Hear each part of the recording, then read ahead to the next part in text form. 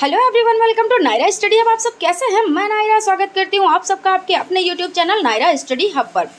Friends देखिए, आज हम लोग कौन सी चीज़ों को कंप्लीट करेंगे। आज हम लोग थॉर्नडाइक के सीखने के गॉड नियम को कंप्लीट करेंगे। और देखिए इसमें क्या क्या कंप्लीट करेंगे। इसमें थॉर्नडाइक का प्रयास एवं त्रुटि का सिद्धांत, इसको कंप्लीट करेंगे। उसके बाद थॉर्नडाइक का प्रयोग, इसको कंप्लीट करेंगे। और फ्रेंड्स देखिए, पिछली वीडियो में हम लोगों ने क्या कंप्लीट किया, इसके बारे में भी थोड़ी सी जानकारी ले लेते हैं। देखिए सबसे पहले सीखने की भूमिका पर, और यानी सीखना होता क्या है, यानी अधिगम। देखिए अधिगम जो वर्ड हो जाता है, अगर ये आप लोगों के सामने पहली बार आया है तो आप कंफ्यूज हो जाएंगे कि अधिगम आखिर कहते किसको हैं। तो बात कर लेते हैं कि अधिगम देखिए सीखने को कहते हैं। अधिगम यानी सीखना आपका हो जाता है, और सीखना देखिए आपका लर्निंग, ठीक है ना। लर्निंग आप लोग याद रखिएगा, लर्निंग हो जाता है। क्योंकि जो इस तरह के वर्ड होते हैं, इनको क्या होता है, जब पहली बार नज़र में पढ़ते हैं तो ये होता है कि ये है कौन सी चीज़, अधिगम कहते किसको हैं, तो बड़ी कन्फ्यूज़न रहती है। तो इन जो ये वर्ड्स जो होते हैं इनको ध्यान रखिएगा, और हो सके तो जो चीज़ें जैसे ऐसे वर्ड आते हैं तो उनकी इंग्लिश आप ज़रूर याद कर लें। इंग्लिश से क्या होता है, कभी कभी वर्ड के बारे में पता होता है और आप कितना भी लेंदी क्वेश्चन आ जाए आप उसके बारे में लिख लोगे, ठीक है ना फ्रेंड्स। तो देखिए हम लोगों ने अधिगम के बारे में क्या पढ़ा था पिछली वीडियो में। तो उसमें यह पढ़ा था कि सीखना देखिए क्या होता है। तो सीखना जीवन पर्यंत चलने वाली प्रक्रिया होती है। यानी कि देखिए सीखना ऐसा तो है नहीं कि हमने एक दिन सीखा उसके बाद हमने नहीं सीखा। बच्चा जब जन्म लेता है तब से सीखता रहता है, और जब तक वो मृत्यु को प्राप्त नहीं हो जाता है। यानी कहने का मतलब है कि वो जीवन पर्यंत कुछ ना कुछ सीखता रहता है। ये नहीं ज़रूरी है कि वो अपने बड़ों से ही सब कुछ सीखे। कभी कभी देखिए हम लोग क्या करते हैं, जो छोटे बच्चे होते हैं उनसे भी कुछ सीखते हैं। जब हमारा सामाजिकरण होता है, जब हम समाज में निकलते हैं, तो हर व्यक्ति, हर पर्सन से हम कुछ ना कुछ सीखते ज़रूर है। क्योंकि वो हमारे क्या है, वो सब हमारे टीचर हैं। हमें कोई मतलब हर तरह की चीज़ें सिखा के ही कोई ना कोई किसी ना किसी तरह की चीज़ को सिखा के ही जाता है। और देखिए इसमें कोई उम्र का नहीं होता है कि ये हमसे छोटी उम्र में है तो इसने हमको सिखाया, या हमने इससे सीखा, या हमसे उम्र में बड़े हैं इसलिए हमने सीखा, ये या हमसे एजुकेशन में कम है या हमसे एजुकेशन में ज़्यादा है। ऐसा कुछ भी नहीं है। सीखना तो हम हर शख्स से सीखते हैं और सीखते ही रहते हैं। और बच्चा सबसे पहले अगर बात की जाए तो किससे सीखता है, तो अपनी माँ से सीखता है। क्योंकि प्रथम शिक्षिका माँ होती है, उसके बाद देखिए उसके परिवार के सदस्य, फिर वो अपने पड़ोसियों से, फिर उसके बाद जब वो स्कूल जाता है वहाँ पे उसको बहुत सारे लोग मिलते हैं, दोस्त मिलते हैं, दोस्त बन जाते हैं। यानी कि तो और जो टीचर होते हैं वो, यानी कि वो सबसे सीखता ही रहता है और जीवन पर्यंत सीखता ही रहता है। इन सब चीज़ों पे देखिए डिस्कस किया था। और देखिए अधिगम का प्रत्यय क्या है, इनको पढ़ा था कि अधिगम से अभिप्राय अनुभवों द्वारा व्यवहार में, यानी व्यवहार में परिवर्तन लाने की प्रक्रिया से है। यानी कि जब हम सीखते हैं अनुभव से सीखते हैं ना। हम कोई चीज़ है, जैसे मान लीजिए बच्चे ने आग पकड़ ली, एग्जाम्पल हमने अभी पिछली वीडियो में भी दिया था, फिर से मैं दे रही हूँ क्योंकि चीज़ें रिपीट भी करनी चाहिए। और रिपीट करने से क्या होता है, कहते हैं ना कि अभ्यास, जितना आप अभ्यास करेंगे उतना अच्छा है। तो क्या है कि एक बच्चा है और छोटा सा है, अब वो देखिए धूप में, बहुत कड़ाके की धूप है और कोई बर्तन भी रखा हुआ है वहाँ पे। अब वो क्या कर रहा है, अपने घुटनों के बल चल के जाता है। अब उसकी माँ उसको रोक रही है कि वहाँ पे ना जाओ, जल जाओगे, लेकिन उसको ये नहीं पता है कि हमसे कहा क्या जा रहा है। उसको बस ये है कि वहाँ पे जाना है।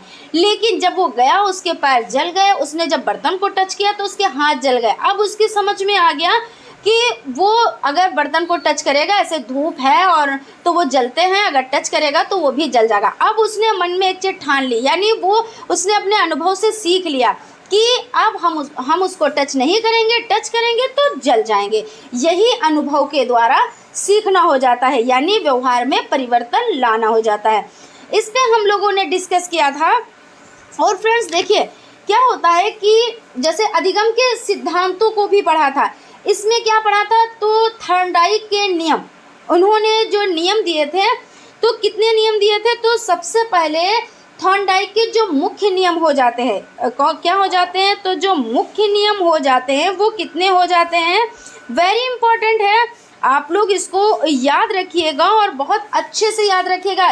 इसकी जो हेडिंग है यानी कि मुख्य नियम कौन कौन से, उसकी हेडिंग और उसके अंतर्गत क्या क्या चीज़ें आती हैं उनको आप याद रखिएगा, ठीक है ना। तो सबसे पहले आपका हो जाता है तत्परता का नियम। क्या हो जाता है? तो तत्परता का नियम हो जाता है। तत्परता का नियम का मतलब क्या होता है कि हम किसी काम के लिए अगर तैयार हैं तो ही हम वो काम करेंगे, अन्यथा नहीं करेंगे। यानी कि अगर हम आपको पढ़ा रहे हैं और आपकी मर्जी नहीं है पढ़ने की तो पढ़ा नहीं सकते। और आप देखिए पढ़ रहे हैं इसका मतलब आपकी मर्जी है, आप तत्पर हैं, मतलब आप तैयार हैं। क्यों तैयार हैं? क्योंकि आपको एग्ज़ाम निकालना है। उसके बाद देखिए अभ्यास का नियम। अब आपने एक चीज़ पढ़ ली, देखिए सेकंड नंबर पर क्या हो जाता है? अभ्यास का नियम है।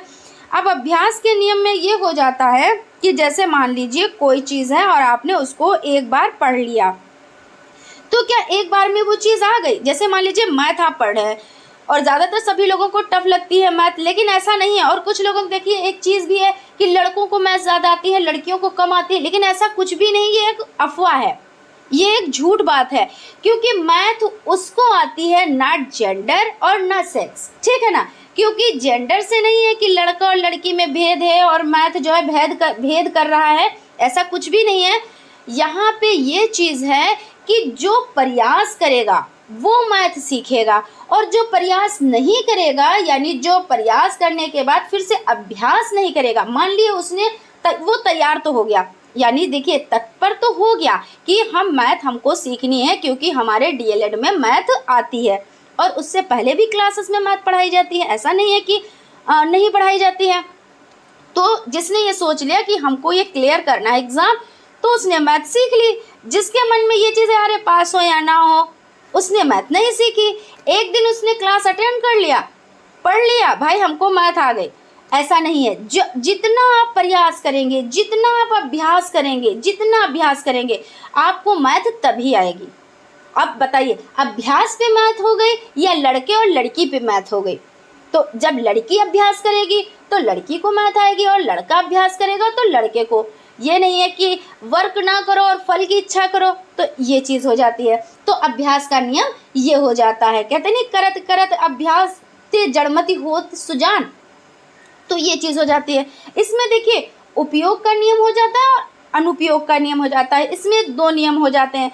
उपयोग के नियम में क्या हो जाता है? यदि कोई काम पहले किया गया हो और अब उसको दोबारा किया जाता है तो क्या हो जाता है? तो वो जो आपके माइंड में चीज़ें हैं वो एकदम से सेट हो जाती हैं, यानी स्थायी ज्ञान हो जाता है। और अनुपयोग का नियम क्या होता है? जैसे आपने कोई कार्य किया और उसको पुनः नहीं किया, मान लीजिए आपने मैथ एक दिन पढ़ ली या कोई भी सब्जेक्ट आपने एक दिन पढ़ लिया, भाई हमको सब कुछ आ गया, और उसके बाद आपने उसको टच नहीं किया, तो क्या हुआ? जो आपका माइंड है, जो आपका दिमाग है, उसको वो भुला देगा।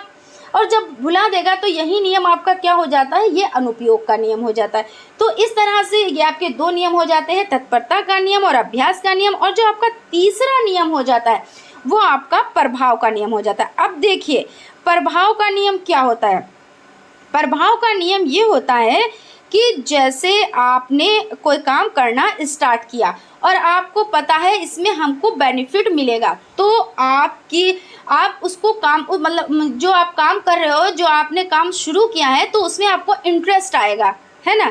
क्योंकि इसमें क्या है, सुख और दुख का और दंड और पुरस्कार का क्या होता है, भाव छिपा होता है।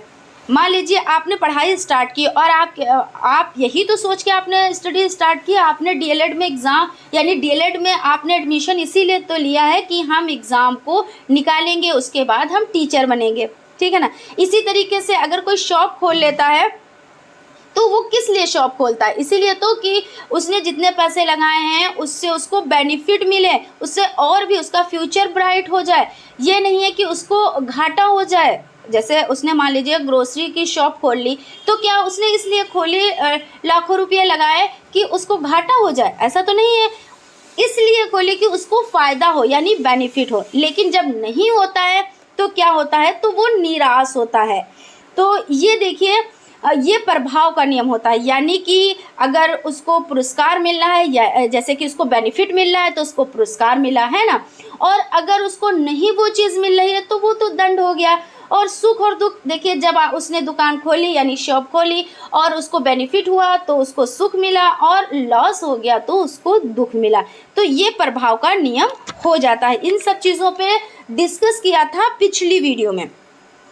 तो फ्रेंड्स देखिए, अब आज हम लोग थॉर्नडाइक के सीखने के गौड़ नियम को कंप्लीट करेंगे, थॉर्नडाइक का प्रयास एवं त्रुटि का सिद्धांत कंप्लीट करेंगे, और जो इनका हो जाता है प्रयोग उसको कंप्लीट करेंगे, वो भी डिटेल में। सो अगर अभी तक आप लोगों ने चैनल को सब्सक्राइब नहीं किया है तो चैनल को सब्सक्राइब कर लें और बेल आइकन को भी ज़रूर प्रेस कर दें। और फ्रेंड्स, अगर वीडियो अच्छी लगे तो एक लाइक करना ना भूलें।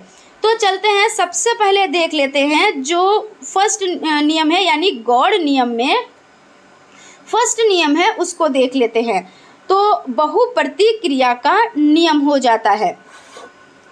और फ्रेंड्स एक चीज़ बताना चाहेंगे, इसमें देखिए जो ये नियम है, जैसे बहुप्रतिक्रिया का नियम आपने पढ़ा, अब हिंदी में इसको चेंज भी कर सकते हैं नियम को। अब यहाँ पे ये भी लिख सकते हैं कि विविध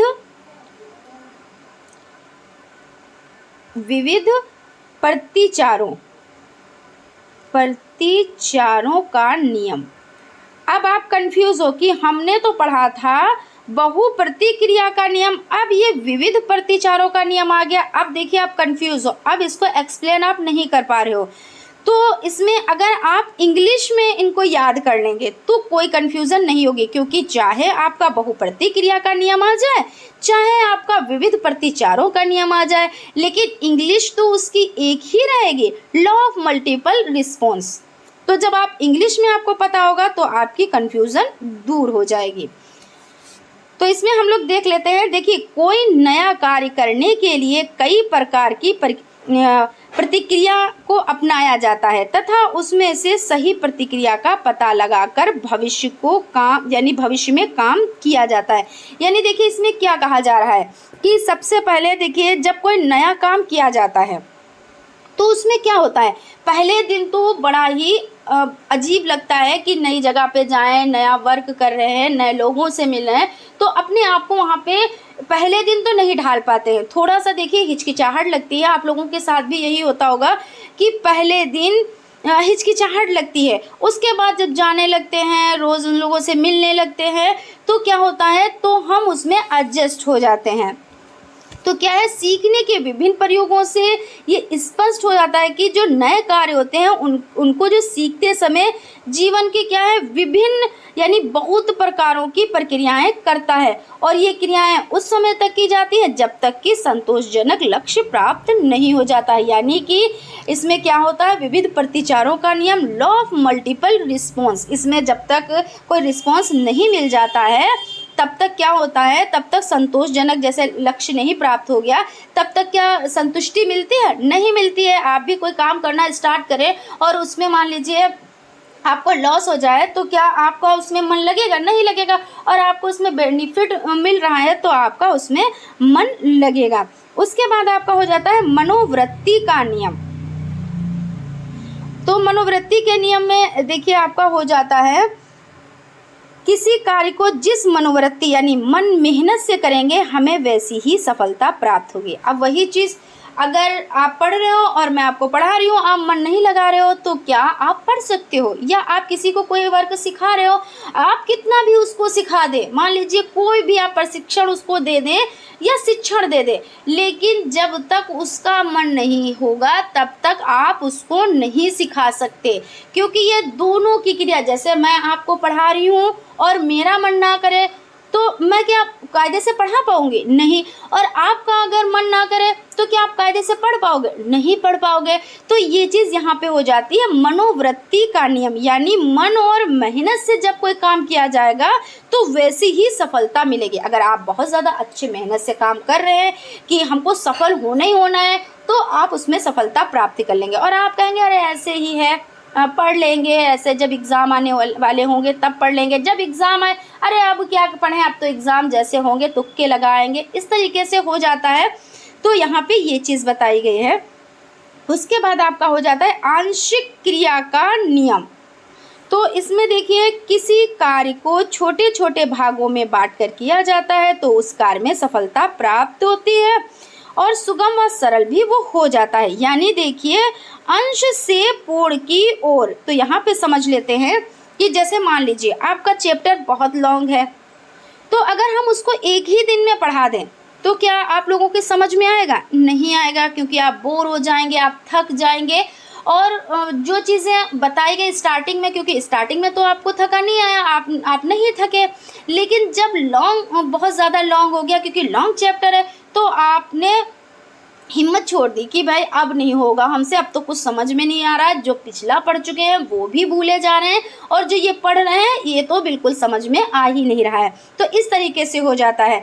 तो क्या किया जाता है कि जब लेसन होता है तो हम आपको कैसे पढ़ाते हैं कि छोटे छोटे भागों में बांट देते हैं। कई क्लास हो जाते हैं ना, एक जो अध्याय होता है, एक पार्ट होता है, तो उसके देखिए कई क्लास चलते हैं, तब चीज़ें समझा मिलती हैं, समझा पाते हैं, इसलिए क्योंकि आप लोग देखिए थके ना, बोर ना हो। तो यही चीज़ यहाँ पे हो जाती है। और सबसे अच्छी बात ये हो जाती है कि अंश से पूर्ण की ओर चले। मान लीजिए कि पहले हमें, अगर आपको पौधे के बारे में बताना है तो हम क्या करेंगे, हम पहले अंश से चलेंगे और उसके बाद पूरे पौधे की बात करेंगे। मतलब पहले हम उसकी पत्तियों की बात कर लेंगे, उसकी जैसे तने की बात कर लेंगे, उसकी फूल की बात कर लेंगे, फिर हम पूरे पौधे की बात करेंगे। ये नहीं एकदम से हम पूरे पौधे की बात करेंगे तो आपको चीज़ें नहीं समझ में आएंगी, किसी को भी नहीं। अब छोटे बच्चों को तो खास कर से समझ में नहीं आएंगी। तो यहीं पे हो जाता है आंशिक क्रिया का नियम, यानी अंश से पूर्ण की ओर पहले पार्टों को बताएं, उसके बाद उसको पूरा बताएं। मान लीजिए आप गाड़ी के बारे में बता रहे हैं तो पहले उसके पुर्जों के बारे में बताएं, फिर पूरी गाड़ी को फिट करना बताएं। जैसे ये चीज़ हो जाती है। उसके बाद आत्मीकरण का आपका हो जाता है, आत्मीकरण का नियम। तो इसमें समझ लेते हैं, कोई नया कार्य करने पर उसमें किसी पुराने किए गए कार्य का ज्ञान मिला देना चाहिए, आत्मीकरण कहलाता है। आत्मीकरण प्रक्रिया अधिगम से उसका ज्ञान स्थायी हो जाता है। दूसरे शब्दों में हम नवीन ज्ञान को अपने पूर्व ज्ञान का स्थायी अंग बना लेते हैं। देखिए इसमें भी उससे वो मिलता जुलता है। अब आप देखिए, समझिए, कोई नया कार्य करने पर उसमें किसी पुराने कार्य का ज्ञान मिला देना आत्मीकरण कहलाता है। यानी हम जैसे बच्चों को कोई चीज़ सिखा रहे हैं, कोई चीज़ समझा रहे हैं, तो क्या होगा, जो पिछला उसका ज्ञान है, पहले हम ये चीज़ तो जानते हैं कि बच्चों को किन चीज़ों का ज्ञान है, या उसके आसपास में जो चीज़ें हैं उसका तो ज्ञान उसे होगा, तो हम उससे मिलाते हुए और बाद में हम उसको नया ज्ञान देंगे तो बच्चों को समझ में आएगा, बच्चे बोर भी नहीं होंगे, प्लस वो जो चीज़ें समझेंगे तो उनका स्थायी हो जाएगा। मतलब जो उनके माइंड में वो चीज़ फिट हो जाएगी कि हाँ ये चीज़ ऐसे थी और इससे ये चीज़ मिली है, तो क्या हुआ है, तो चीज़ें समझ में आ जाती हैं। दूसरे शब्दों में देखिए, नवीन ज्ञान को अपने पूर्व ज्ञान स्थायी अंग बना लेता है। यानी कि जब हमें पिछला ज्ञान है और उससे हमने नया ज्ञान जोड़ दिया, जैसे हमने आप लोगों को देखिए कल क्या पढ़ाया कि अधिगम सीखने का नियम, ये हमने सिखाया ना कि अधिगम होता क्या है। तो जब आपने अधिगम को जाना, क्योंकि आपको अधिगम पता हो गया, पिछली वीडियो में पढ़ा, आज हम लोग देखिए उससे ही रिलेटेड अब हम लोग थॉर्नडाइक का नियम पढ़ रहे हैं। तो समझ जाएंगे आप कि हाँ, कि पिछली चीज़ में हमने अधिगम सीखना यानी लर्निंग पढ़ा, आज हम उन्हीं से रिलेटेड थॉर्नडाइक का नियम पढ़ेंगे, क्योंकि इन्होंने बताया है अपने नियम के अनुसार कि देखिए जो इनके 3 मुख्य नियम है, 5 गौण नियम है। इसमें इन्होंने बताया है कि तत्परता का नियम भी होता है, अभ्यास का नियम भी होता है और प्रभाव का नियम भी होता है। तो इस तरीके से चीज़ें क्या होती, जो पिछला ज्ञान था वो आज के ज्ञान से जोड़कर चीज़ों को बताया, तो आप लोगों को अच्छे से समझ में आ रहा है। और ऐसे ही मैं आती और ऐसे ही स्टार्ट कर देती तो क्या आप जो आपका पिछला ज्ञान आप समझ नहीं पाते कि आज क्या चीज़ स्टार्ट हुई है और हम लोगों ने कल क्या पढ़ा था। तो ऐसे आपका जो ज्ञान होता है वो स्थायी हो जाता है। आई होप आप लोगों को अच्छे से समझ में आया होगा। उसके बाद देखिए, संबंधित परिवर्तन का नियम या साहचर्य परिवर्तन का नियम। तो इसमें देख लेते हैं, इस नियम में किसी कार्य को पूर्ण करने की क्रियाविधि तो पूर्ववत रहती है, लेकिन परिस्थितियों में परिवर्तन कर दिया जाता है। अब देखिए साहचर्य नियम को समझ लेते हैं। तो ये जो नियम है ये पावलोव के साहचर्य के द्वारा सीखने के सिद्धांत पर आधारित है। जब सीखने वाला स्वाभाविक उद्दीपक के प्रति स्वाभाविक प्रतिचार करना सीख लेता है और फिर अस्वाभाविक उद्दीपक के प्रति स्वाभाविक प्रतिचार करना सीख लेता है और स्वाभाविक प्रतिचार करना प्रारंभ कर देता है, तो इसे साहचर्य के द्वारा सीखना कहा जाता है। यानी शिफ्टिंग, साहचर्य परिवर्तन का नियम, लॉ ऑफ एसोसिएटिंग शिफ्टिंग। तो इसमें देख लेते हैं कि जैसा कि डॉक्टर जे.डी. शर्मा ने, किसने, तो डॉक्टर जे.डी. शर्मा ने लिखा है, जो अनुक्रियाएं उद्दीपकों के एक कुलक के प्रति सीख ली जाती हैं वे नवीन उद्दीपकों के कुलक के प्रति भी सीखी जा सकती हैं, लेकिन शर्त केवल ये होती है कि अन्य प्रकार के सीखने की स्थिति में पहली स्थिति के समान ही लगभग बातें हो जाती हैं। तो ये आपका साहचर्य का नियम हो जाता है। अब देखिए थॉर्नडाइक का प्रयास एवं त्रुटि का सिद्धांत। तो theory of trial and error, तो इसके जो प्रतिपादक हो जाते हैं तो E.L. थॉर्नडाइक। प्रयास एवं त्रुटि का सिद्धांत किसका है, तो थॉर्नडाइक का है। उसके बाद देखिए प्रयोग इन्होंने किस पे किया, तो बिल्ली पर, यानी कि भूखी बिल्ली पर प्रयोग किया। फिर उद्दीपक क्या है, मांस मछली का टुकड़ा। और उसके बाद इन्होंने किताब कौन सी लिखी, तो शिक्षा मनोविज्ञान, यानी कि एजुकेशनल साइकोलॉजी। इस सिद्धांत को विभिन्न नामों से भी जाना जाता है, नाम जान लेते हैं। देखिए संबंधवाद का सिद्धांत हो जाता है आपका, सीखने का संबंध सिद्धांत हो जाता है, उद्दीपक प्रतिक्रिया सिद्धांत हो जाता है और संयोजनवाद का सिद्धांत हो जाता है। आप लोग देखिए इसको याद करिएगा, क्योंकि कभी कभी ये भी हो जाता है कि आज जो थॉर्नडाइक का जो देखिए यहाँ पे क्या हो जाता है कि थॉर्नडाइक के जो नियम थे उसमें और कौन कौन से, जैसे ये प्रयास एवं त्रुटि का तो सिद्धांत है, ये और कौन से नाम है इसके, तो इस तरह से क्वेश्चन पूछ लिया जाता है। अब देख लेते हैं थॉर्नडाइक का प्रयोग। तो थॉर्नडाइक ने किस पर प्रयोग किया, अभी देखिए आप लोगों ने पढ़ा, उस देखिए एक ट्रिक है, इसके माध्यम से हम लोग पहले समझ लेते हैं, उसके बाद इनका नियम जो है उसको देखते हैं, ठीक है ना, कि इन्होंने किस तरह से प्रयोग किया। नियम तो खैर पढ़ चुके हैं, किस तरह से इन्होंने प्रयोग किया और किस पर प्रयोग किया। तो एक ट्रिक हो जाती है कि थॉर्नडाइक की बिल्ली छोटी सी भूल, पावलाव का कुत्ता क्लासिकल कूल, स्किनर का चूहा करे क्रिया प्रसूत, कोहलर के चिंपैंजी को आ गई सूझ। अब देखिए यहाँ पे क्या है, आप लोग इसको नोट कर लीजिएगा। जैसे देखिए थॉर्नडाइक की बिल्ली छोटी सी भूल, तो इन्होंने कौन सा प्रयत्न और भूल का सिद्धांत इन्होंने दिया ना, तो छोटी सी भूल, तो प्रयत्न और भूल का सिद्धांत हो गया, किसका हो गया, देखिए समझ लेते हैं, प्रयत्न एवं भूल का सिद्धांत है, प्रयत्न एवं भूल। तो थॉर्नडाइक की बिल्ली छोटी सी भूल, पावलाव का कुत्ता क्लासिकल कूल। अब देखिए जो पावलाव, अभी नेक्स्ट वीडियो में इनके बारे में भी पढ़ेंगे। तो पावलाव जो है तो उन्होंने किस पे दिया, तो इन्होंने कुत्ते पर दिया। और उसमें देखिए क्लासिकल कूल यानी अनुकूलन का सिद्धांत। उसके बाद स्किनर ने किन पर दिया, तो स्किनर ने किस पे प्रयोग किया, तो स्किनर ने देखिए चूहे पर प्रयोग किया, चूहे पर प्रयोग किया। और कोहलर ने, तो कोहलर ने चिंपैंजी पर प्रयोग किया, कोहलर ने चिंपैंजी, या बंदर भी कहीं कहीं पर आ जाता है, इसमें ये नहीं कि बंदर है तो चिंपैंजी पे किया था, अब आप बंदर खोजने बैठ जाओ तो ऐसा नहीं, चिंपैंजी भी कहीं कहीं पे आ जाता है, बंदर भी कहीं कहीं पर आ जाता है। तो इस तरह से क्या हो जाता है कि थॉर्नडाइक की बिल्ली छोटी सी भूल, पावलाव का कुत्ता क्लासिकल कूल, स्किनर का चूहा करे क्रिया प्रसूत, कोहलर के चिंपैंजी को आ गई सूझ। तो इस तरह से आपका हो जाता है। यानी कि अब देखिए आप लोग समझ गए कि थॉर्नडाइक ने किस पे किया, तो बिल्ली पर किया, प्रयोग जो किया वो बिल्ली पर किया। अब देखिए इनका प्रयोग क्या था, तो इसको समझ लेते हैं। इन्होंने क्या किया, एक पिंजरा लिया, क्या क्या इन्होंने, तो एक पिंजरा लिया इन्होंने और उसमें एक बिल्ली को बंद कर दिया। ये देखिए बिल्ली हो गई, बिल्ली को बंद कर दिया और यहाँ पे देखिए क्या चीज़ लगा दी, तो यहाँ पे जैसे एक सिटकिनी लगा दी, ठीक है ना।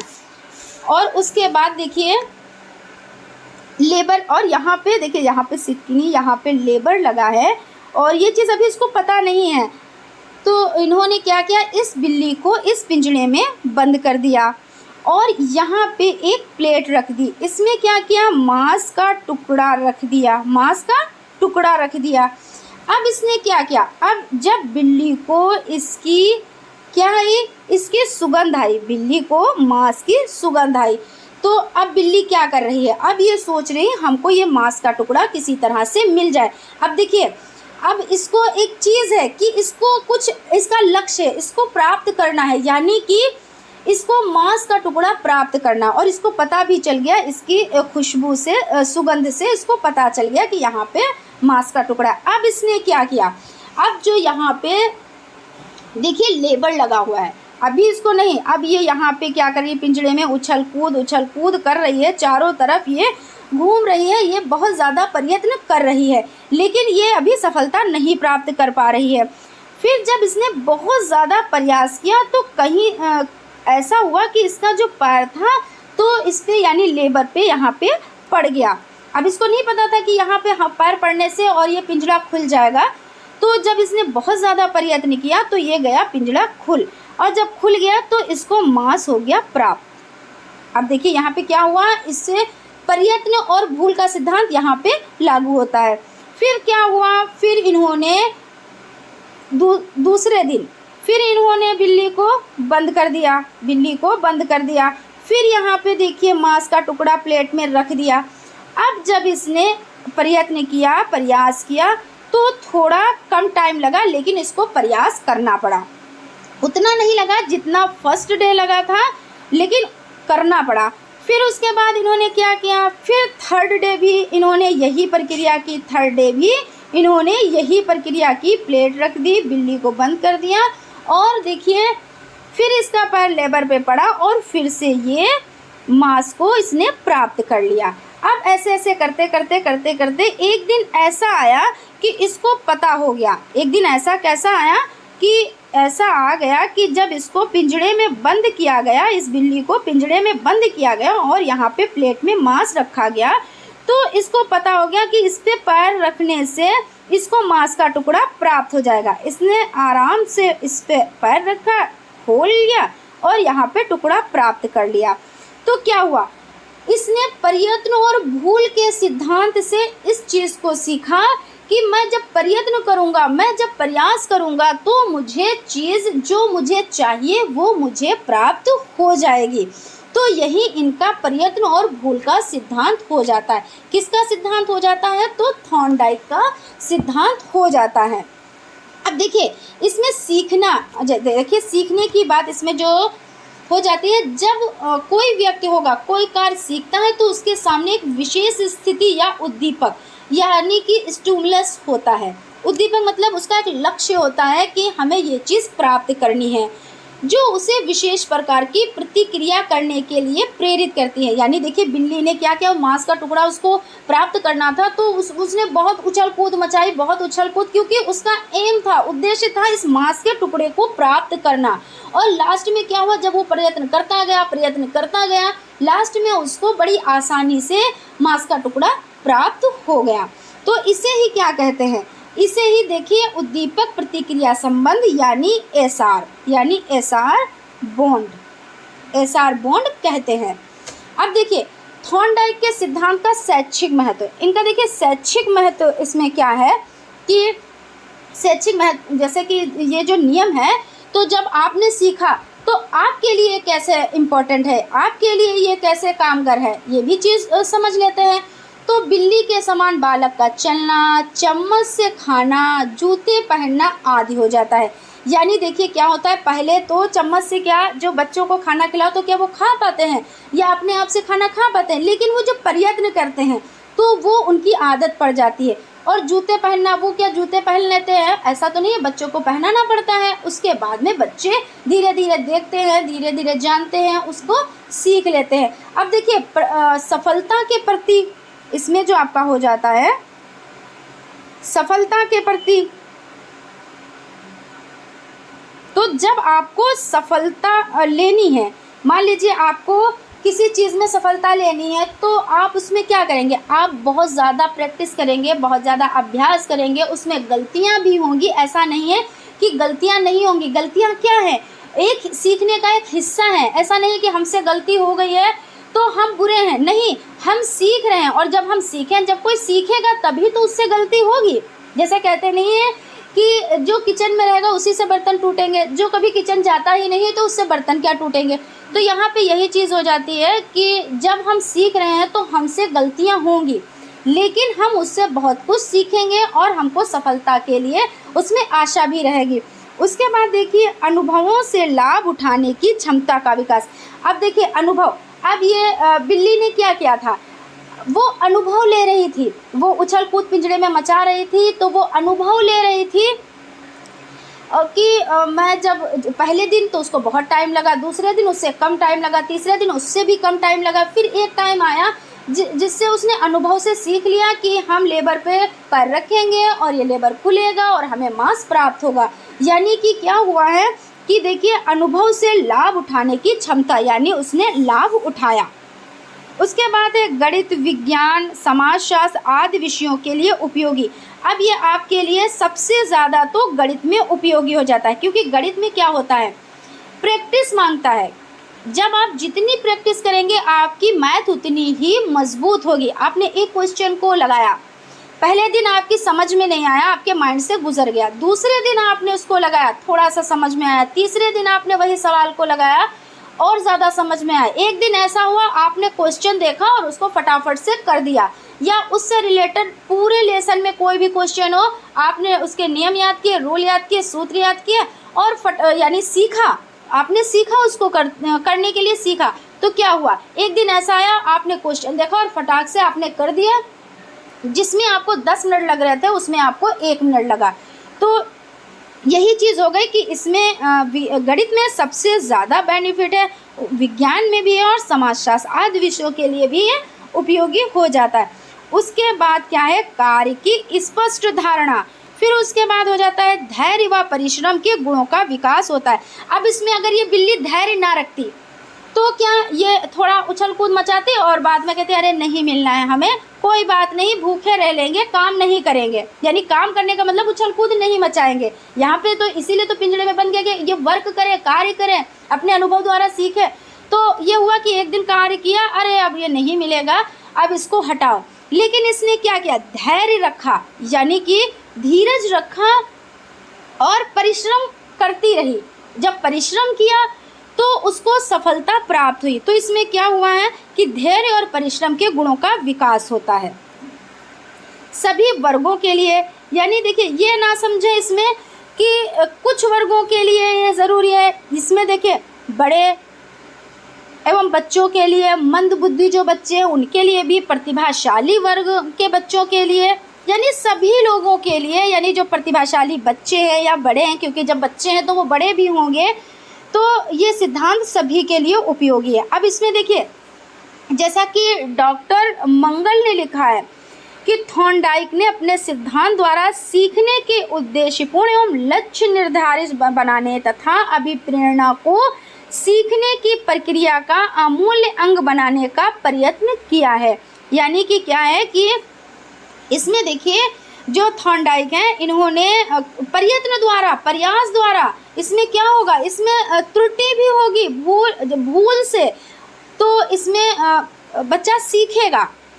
बच्चे के लिए है ना कि एजुकेशन में इसका क्या बेनिफिट है, तो इसमें जब भूल करेंगे और इसमें प्रयत्न करेंगे तो हमें काम में सफलता ज़रूर मिलेगी। तो ये आपका देखिए थॉर्नडाइक का सिद्धांत हो जाता है। उम्मीद करती हूँ आप लोगों को अच्छे से समझ में आया होगा। अगर कहीं पे भी कोई कन्फ्यूज़न है, कोई चीज़ समझ में नहीं आई है, तो आप लोग कमेंट बॉक्स में कमेंट ज़रूर करें, हम उसका रिप्लाई आप लोगों को ज़रूर देंगे। और फ्रेंड्स, अगर अभी तक आप लोगों ने चैनल को सब्सक्राइब नहीं किया है तो चैनल को सब्सक्राइब करें और बेल आइकन को भी ज़रूर प्रेस करें। और फ्रेंड्स देखिए आप लोग कमेंट किया कीजिए, क्योंकि देखिए अगर आप लोग कमेंट करते हो, लाइक करते हो, तो देखिए एनर्जी बढ़ती है। और हम अपना 100% तो वैसे भी देते हैं, लेकिन और भी करने के लिए क्या होता है कि बेहतर से बेहतरीन करने की बात रहती है कि हम और भी बेहतरीन कर पाएँ। तो फ्रेंड्स आप लोग जो है लाइक ज़रूर किया करें, और अगर चैनल पर नए हैं तो चैनल को सब्सक्राइब भी ज़रूर कर दिया करें। ठीक है ना फ्रेंड्स, तो मिलते हैं नेक्स्ट वीडियो में, तब तक आप लोग अपना ख्याल रखें। Thank you.